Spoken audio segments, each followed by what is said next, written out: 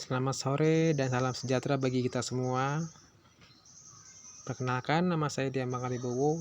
Saya peserta Latsar CPNS Angkatan ke-21, kelompok 2 di lingkungan pemerintah Kabupaten Bogor tahun 2021, unit kerja di RSUD Cilengsi, Bogor, bagian keperawatan.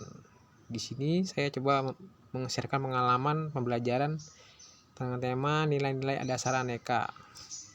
Nah, lanjut ya.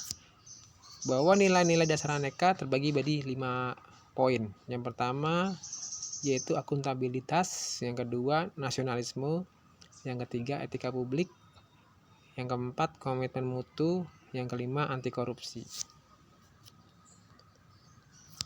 Yang pertama akuntabilitas. Akuntabilitas merupakan kewajiban seorang individu, kelompok ataupun institusi untuk memenuhi tanggung jawab yang menjadi amanatnya. Nah, implementasi tindakan dalam kesehariannya yaitu yang pertama, masuk kerja dan pulang kerja tepat waktu sesuai dengan aturan di ruangan.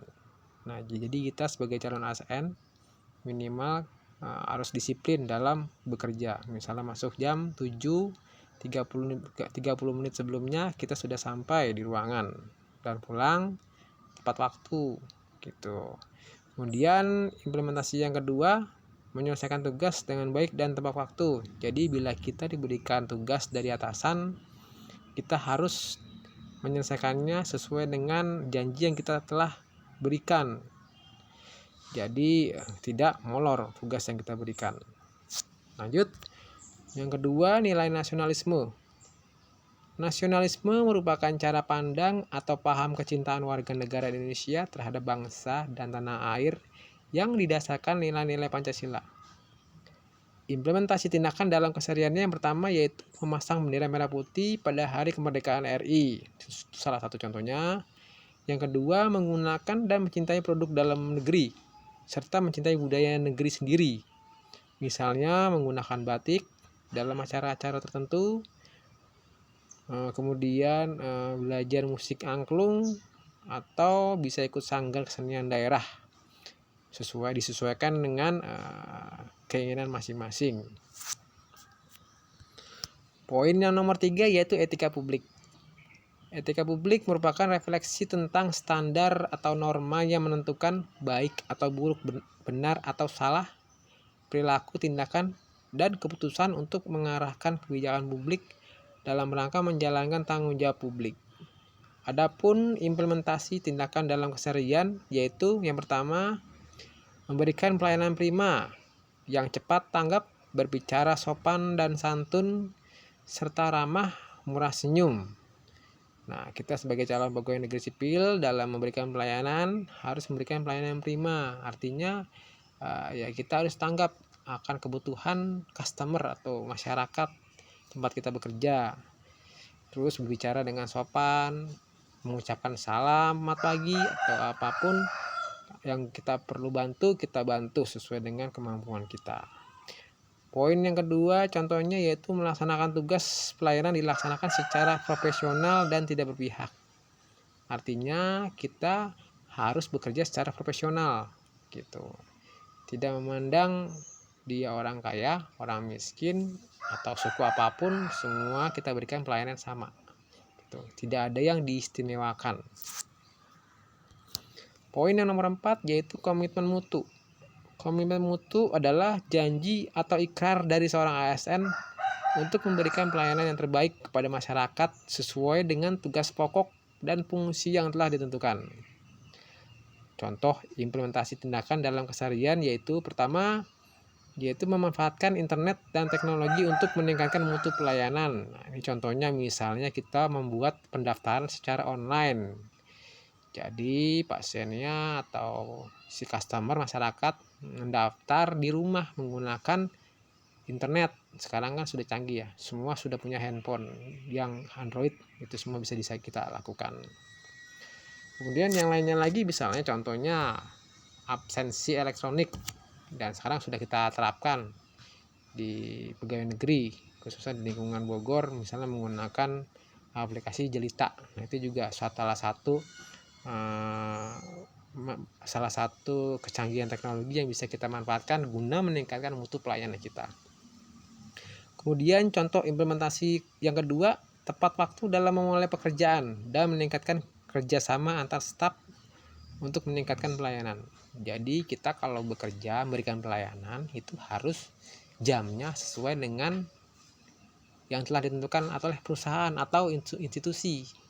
Jangan molor, karena kita kalau datangnya telat otomatis pelayanan akan terganggu gitu. Padahal mereka sudah banyak yang mengantri dari pagi, ASN-nya datang telat. Itu jangan sampai.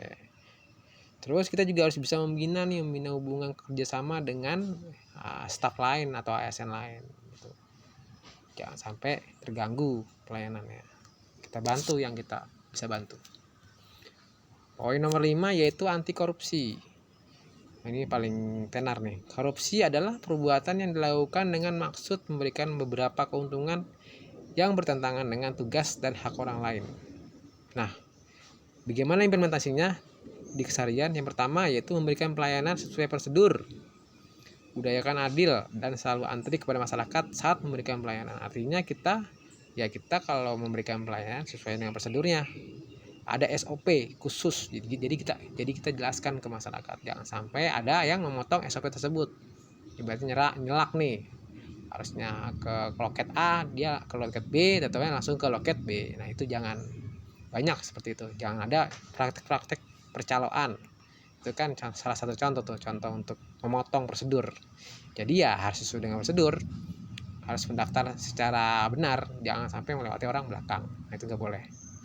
Kemudian budayakan antri, antri juga sama nih, jadi kita harus lebih ketat lagi gitu.